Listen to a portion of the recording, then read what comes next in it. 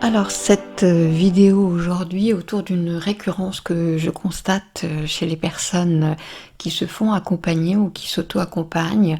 Je la constate régulièrement, donc elles s'auto-accompagnent ou elles se font accompagner sur leur chemin de conscience, c'est que le processus est, comme qui dirait, partiel. Je vais en développer simplement un aspect de ce partiel-là aujourd'hui.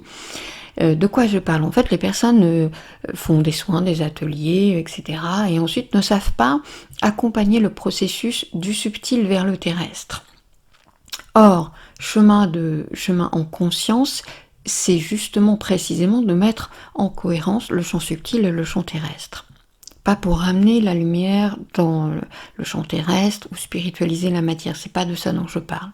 Qu'est-ce qui se passe en fait? La personne fait le constat d'un défi, d'une entrave dans sa vie, sans pour autant forcément en repérer la racine, oui ou non. Et donc la personne va avoir recours à une pratique, soit seule, soit via un tiers. D'abord, la première chose qu'il est important de rappeler, c'est à partir de quel espace elle va poser l'intention de travail. Pour mes mots, le personnage ne guérit pas le personnage. Donc le pilote, c'est toujours le soi supérieur. Le travail a lieu, le champ subtil est connecté, va être connecté à travers ce travail, et le travail va avoir lieu, le travail qui va avoir lieu est fonction du champ de conscience consciente de la personne qui s'auto-accompagne, ou du thérapeute si il s'agit d'un tiers. C'est-à-dire de là où on est la personne ou le thérapeute. On ne capte pas ce qui est encore derrière ses propres filtres et ses conditionnements. La plupart, notamment des thérapeutes, captent au mieux ce que j'ai nommé de l'astral supérieur, donc un champ encore polarisé. Donc il n'y a pas de problème avec ça, je ne vais pas développer ça ici, j'en ai parlé ailleurs et aussi de comment on travaille sur le champ subtil, non pas par la lutte, la reprogrammation, l'encodage, et pas sur le circonstanciel, mais sur la racine, et donc travailler sur l'astral supérieur, ça reste dans le plafond de verre. Bon, ça n'est pas mon cas, je travaille à partir d'un champ subtil unifié. Parenthèse refermée. Donc le travail est donc fait sur le champ subtil, concernant un bagage spécifique de la personne. Et ensuite, et c'est là où c'est intéressant, la vie, qui entend l'intention posée, va nous présenter des situations, des interactions, en écho, direct ou indirect, avec ce qui a été pacifié dans le subtil. Non pour nous tester, nous punir, non par foudre karmique, comme on l'entend parfois, par soutien, pour nous offrir l'opportunité de procéder à l'alignement entre le champ subtil et le champ terrestre. Être aligné, c'est ça, c'est être en cohérence avec le champ subtil pacifié ou avec le champ subtil pur. La vie nous accompagne en cela avec des situations du concret. Donc si au moment où l'opportunité nous est présentée, on ne voit pas le rapport, on n'identifie pas que ce sont les mêmes ressorts racines qui sont là, devant nous, représentés. Et ce, même si la forme, les acteurs ont changé, du coup, si on n'identifie pas, si on ne voit pas le rapport, la suite ne peut pas se faire. Donc identifier, ça veut dire quoi? Ça veut dire être en lucidité de ce qui est présenté, et non pas analysé mentalement, intellectualisé ou psychologisé. C'est dans tact. Tiens, ça me dit quelque chose, ça me rappelle. Ah oui, l'autre fois, le bazar, c'était au boulot avec ma collègue, là c'est avec mon chéri, mon père, mon frère, etc.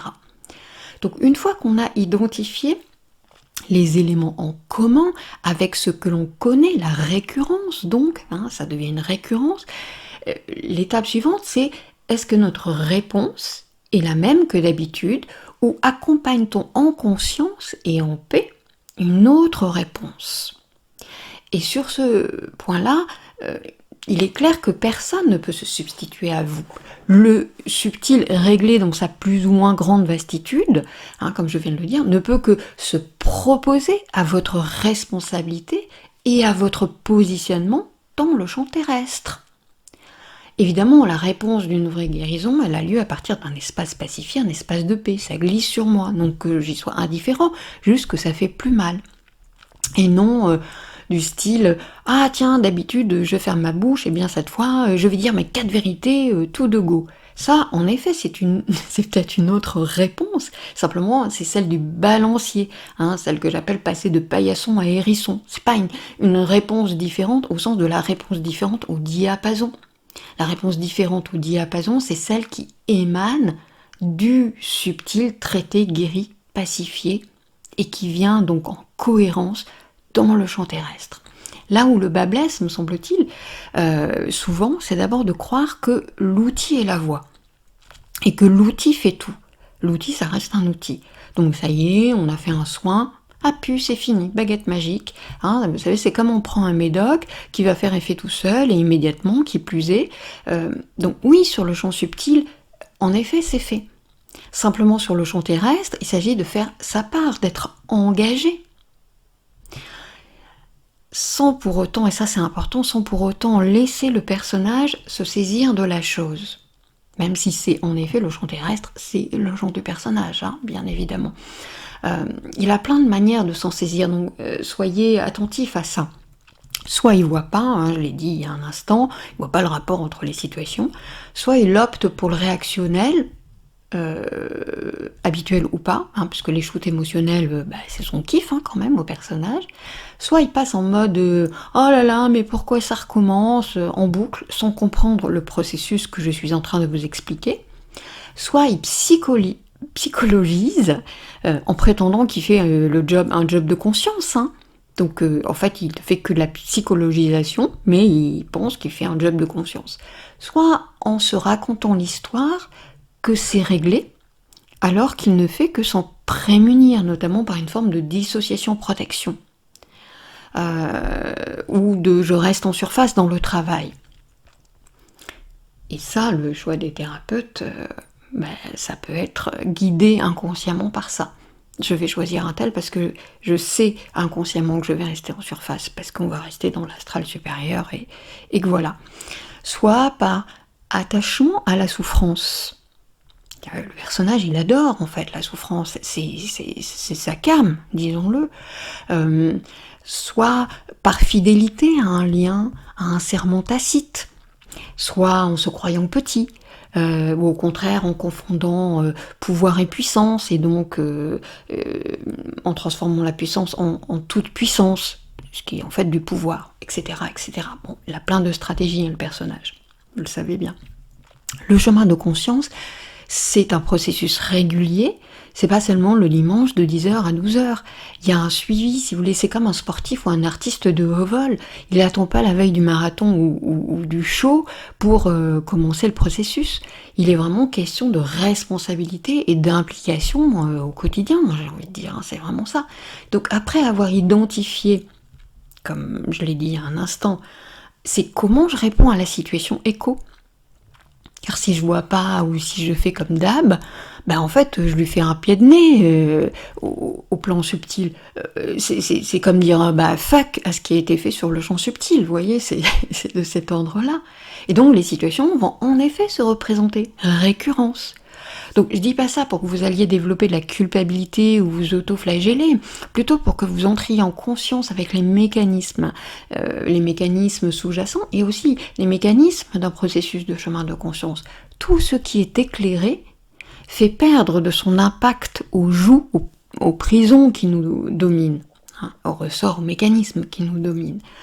Donc bien sûr, votre conscientisation des ressorts de la situation, elle peut se faire en différé. Et non dans l'instant même de la situation, on est d'accord avec ça. Notamment quand ça accroche encore un peu. Dans ce cas, vous pouvez compléter, vous auto-accompagner. Par exemple avec la méditation du regard du cœur, hein, qui est disponible sur mon site internet gratuitement. C'est un outil de base en fait que cette histoire de méditation du regard du cœur. Regard du cœur, c'est le regard de la conscience, celui du soi supérieur. C'est de cela dont il est question en fait, hein, et pas du cœur émotionnel, c'est du cœur conscience. Hein, on est là-dessus en fait. Hein. Donc oui, les personnages, ils ont des bagages perso, étrangers, collectifs, des orientations selon la signature d'incarnation, oui, il y a les engrammages sur plusieurs plans, les programmations mémorielles sur l'âme, etc., etc., les illusions, falsifications, et en même temps, tout ceci ne doit pas constituer un alibi conscient ou non à donner toujours les mêmes réponses.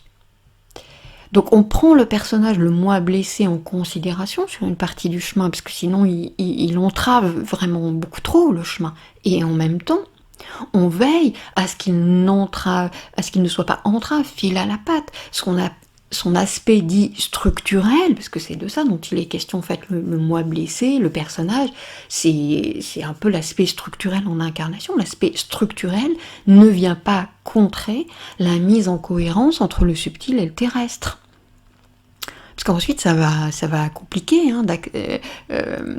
le chemin d'accès, ça va compliquer d'accéder à la souvenance de qui nous sommes, à la souvenance de l'origine, que ce fil à la patte, que de se maintenir dans cette espèce de boucle. Donc vous voyez, la répétition, la récurrence, elle vient nous dire, en gros, finalement, qu'un dossier est en cours d'appurement.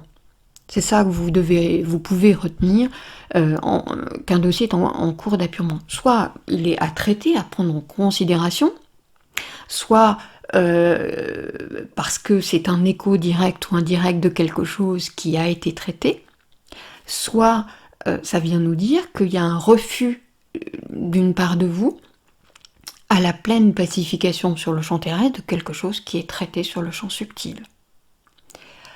Voilà, c'est finalement ça qui est à retenir. Et je termine cette très courte vidéo par les 5 points conscience à méditer entre soi et soi, que mes accompagnés connaissent bien, tant je les répète à longueur d'envie.